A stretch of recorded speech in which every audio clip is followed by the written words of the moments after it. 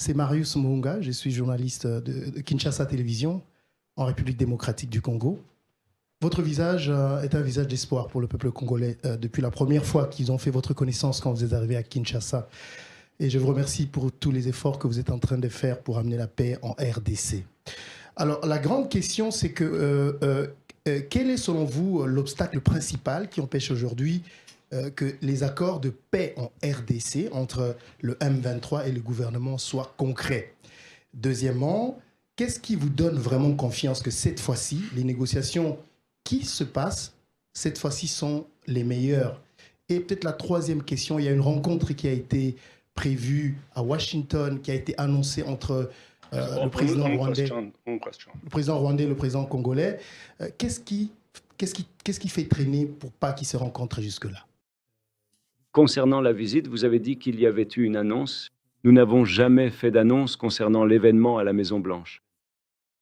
Cependant, nous avons effectivement évoqué un éventuel événement à la Maison-Blanche et le président Trump l'a mentionné à plusieurs reprises. Nous n'avons jamais fait d'annonce concernant une date précise. Nous travaillons sur un certain nombre de questions. Comme vous le savez, c'est un conflit complexe qui dure depuis 3 décennies ou plus. Et pour revenir, je pense à votre question, oui, des millions de personnes ont perdu la vie dans ce conflit, probablement 6 ou 7 millions. Je sais, je viens de me rappeler que je n'avais pas répondu à cette partie de votre question. Donc oui, c'était je suis d'accord avec le président Tshisekedi sur ce qu'il a dit. Maintenant, s'il l'a qualifié de génocide ou si c'est une expression, c'est une question de technicité sur laquelle je ne suis pas en mesure de me prononcer pour l'instant. Mais des millions de personnes ont perdu la vie, et cela c'est après le génocide. Nous ne parlons pas du génocide rwandais. Donc c'est un processus complexe et nous avons mis en place, le plus important, c'est que nous avons mis en place de nombreux mécanismes entre les deux parties. Et là, je parle de la République démocratique du Congo et du Rwanda, mais aussi entre le mouvement 23 mars et la République démocratique du Congo. Ils viennent tout juste, nous avons annoncé il y a quelques semaines, ou peut-être plus, peut-être un mécanisme d'échange de prisonniers entre le M23 et le gouvernement de la RDC. En fait, ce matin même, j'ai eu le privilège de rencontrer le chef du Comité international de la Croix-Rouge, car cet accord est entre le mouvement du 23 mars et le gouvernement de la République démocratique du Congo, mais il est facilité par le Comité international de la Croix-Rouge. Et cela a été conclu à Doha. Donc il y a de bonnes avancées et de bons progrès qui se produisent à Doha. Nous avons donc d'abord eu la déclaration de principe. Ensuite, nous avons eu cet échange de prisonniers et nous travaillons également sur un certain nombre de mesures de renforcement de la confiance. Mais quant à savoir s'il y a des obstacles à ce processus en particulier, vous savez, il s'agit d'un dialogue interne. C'est un conflit. Il faut s'attaquer aux causes profondes du conflit. Et les deux parties ont accepté de traiter les causes profondes dans la déclaration de principe du 12 juillet.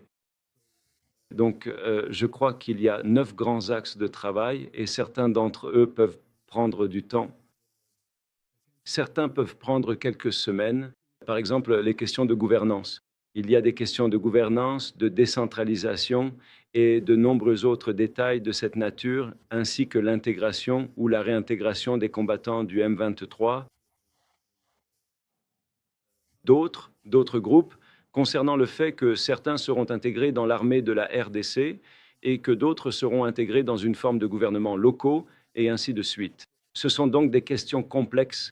Certaines pourraient être d'ordre constitutionnel et ainsi de suite. Donc cela prend effectivement du temps. Cependant, nous avons un projet de texte, donc beaucoup de travail a déjà été accompli. Et encore une fois, le Qatar a joué ici un rôle énorme. Et nous avons un projet de texte. Il travaille donc sur ce projet final. Et merci beaucoup pour ce que vous avez dit au début à propos d'être le visage de l'espoir. J'apprécie vraiment cela. Je l'apprécie énormément. Et partout où je rencontre des Congolais, que ce soit ici, en Europe ou ailleurs, ils disent la même chose. J'apprécie vraiment cela.